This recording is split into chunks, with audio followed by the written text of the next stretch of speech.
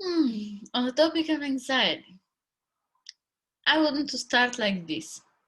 All the people, all the people who will listen to this video, maybe zero, maybe 10, maybe five, I don't know. But if you listen to this video, first, how do you speak about the moments when you feel anxious or a bit down? Do you use phrases like, I have an anxiety, or my anxiety is here again, or I have a depression, or I have a ADHD? Do you use those kind of expressions? Because if you do, I have an invitation. Next time when you speak about your anxiety, make sure that you can go on the market and buy it. Because if you cannot go on the market and buy it, it's not your anxiety. You don't own it. You don't have an anxiety that is yours. And for me, it's important because in language, we shape our realities. Anxiety is not like my monster that it's living in the closet and I need to pay attention how to close this door so nobody hear and nobody see. Yeah, I've been experiencing in my life quite some periods with mental health issues, and I've been diagnosed with before, not now, but I've been diagnosed with agoraphobia, panic attack disorder, or whatever it is called in English, anxiety, depression. I can easily say that I have them, but I don't. And for quite some years I've been wondering what's wrong with me. Why I'm not like the other people who enjoy their life? Why go through this? Why experience these ups and downs? Why I feel like I cannot breathe and my hands are sweaty? Why? What is happening? And also in time I was trying to numb this. I was numbing it with work or isolation or food, or my favorite strategy, numbing it with drinks or stimulants. Yeah, I was very much into finding also like, I was numbing it in some periods with Xanax and Atarax and Fluanxol and Cipralex. Yes, I've been through all these because my focus was how to get rid of this monster in the closet, how to get rid of my anxiety that I have and I own, how to get rid of my panic attacks and my depression. And when this all started, I was 16. I was 16 and I was suffering so much. I couldn't go to school. I couldn't have a normal social life. And then I was visiting this doctor, psychologist, and psychotherapist who were telling me, yeah, this is you have this, you have that. They were giving me diagnosis after like a few minutes of conversation without knowing anything about my past, about me, about anything. They were just, yeah, you have this. And they were giving me some therapy solutions that were totally not working for me. And then I went to a psychiatrist, and my psychiatrist, she was not the psychiatrist I was visiting. She spoke with me like for 15 minutes, and I think I was 16 or 17 back then. So she spoke with me about like 15 minutes. And after this 15 minutes, she was like, yeah, I think it's something in your family because yeah, something, yeah, just take this green recipe for like all the pills that I didn't want to drink, and live your life. And then I started drinking those pills and I was sleeping all day. I couldn't experience joy, I couldn't experience anything. I was so numb. Like, yeah, I was not bad, so I could do some things, but I was so not good. Like, it was damn, it was like a dream. And then I tried to stop these medicines, but I didn't know how it works. So I just stopped drinking them, and it was a disaster. I went through so bad few days of how it is called in English, abstinence. Yes, and then I went to I went to the psychiatrist again, and she was like, "Oh, but you cannot stop it like this. Maybe you will never stop drinking them, because if you have, like, for example, agoraphobia, you will have it forever. It's not something that you can reverse." And then I went back home, and I was like 16, 17 years old girl, and I thought about all the things I want in my life. That I wanted to have a boyfriend, I wanted to have kids one day, I wanted to have a job. And somebody just told me that I will drink these pills all my life, maybe, and that I will suffer all my life because I have agoraphobia and I have anxiety. And for me, this is the moment when things changed. I made a switch. I committed to, no, I'm not going to live my life this way. So I found a lot of books, like a lot of books. I was reading all day long. I was reading books related to psychology, therapy, everything. And maybe in 6 months, I was not taking the pills anymore.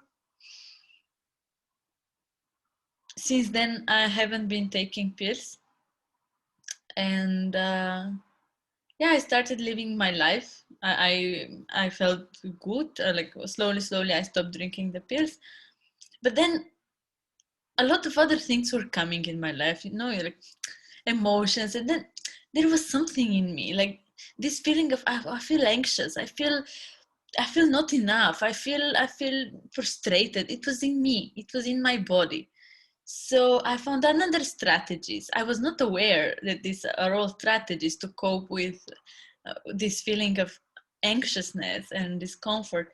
But I found so many other strategies. I was drinking alcohol, I was overworking, I was always in a relationship. I was like, always, if I'm not in a relationship, I will have somebody just to date. And it's not like dating, it's like living together, like intense, sleeping I couldn't sleep by myself for years. I couldn't sleep by myself in the bed. And yeah, and it is gone now. I sleep alone. For quite some nights I'm sleeping alone in my bed, but mm, it is not about numbing. This is what I found out for myself. It was not about numbing. It was not about closing the monster in the closet. The anxiety, so called, and the depression and the ADHD, so called, it's not a monster living inside, making our lives miserable. It's our bodies. And this is what I found out when I started doing yoga and connecting to my body and moving and meditation, all this, and also walking and living in nature and reflecting of what is good for me and what is not good for me. And this is what I found. It's our body, your body, my body, fucking screaming like, hey, listen, what are you doing? Look around. If now I go and live back in the city, most probably I will feel anxious. And this is not because I have an anxiety, because I'm connected with my body. And what is happening in the cities, it's too much for me. It's like too much noise, it's too much people, it is too much advertisements, it's too much stimuli, it's too much market, it's too much calling for my attention from all the magazines and all the billboards on the street. It's too much noise, it's too bad air, it's not good food, it's me being totally disconnected from nature, it's me living away from forest, away from sea, away from animals. It's not my anxiety, it is not good. It is not good for me, and maybe for somebody else it's good. But if you experience anxiety, depression, ADHD, ask yourself, not why I have this. You don't have it. You experience it because it is coming to you to tell you something. What is that your anxiety is trying to tell you? And again, if you cannot go on the market and buy it, it's not your anxiety. It's not your anxiety. It's just your body calling for attention. And it could be so many other things. It could be that there is a traumatic experience living there inside of you and making all these emotion, making all this experience coming again and again. It could be so many things. It could be something in your brain. It could be like, there are so many reasons. If you go in the research, there are so many reasons for you to experience all these things that you experience. And every day there are new and new researches on the topic of depression, for example. But what I can tell from my experience, and also from my experience with my clients, is that most of the time it is like this, it is this small step to do to feel better, this small. And there are so many people out there saying like, oh, you cannot heal anxiety. Yeah, because the thing is that you're not healing anxiety. The thing is that you're connecting with your body, so you don't experience this feeling anymore.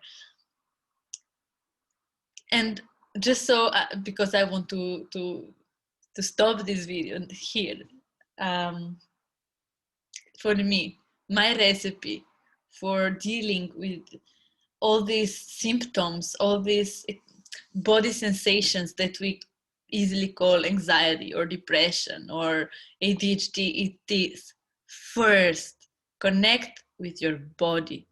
And this means everyday yoga or dancing or moving or meditation. Connect with your body, be aware of your body. There is a one coach that I'm following, and she's saying that the body is not a brain taxi. Oh gosh, that's so true. Connect with your body. That's first. Second, connect with nature.